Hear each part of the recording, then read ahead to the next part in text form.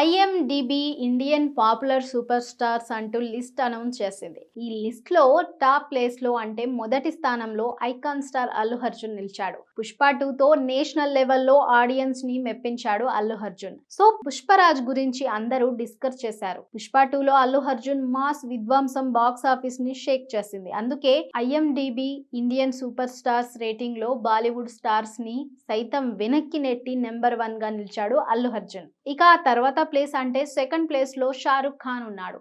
Third place Yash దక్కించుకున్నాడు. 4వ స్థానంలో రణబీర్ కపూర్, 5 దేవ్ ఉన్నారు.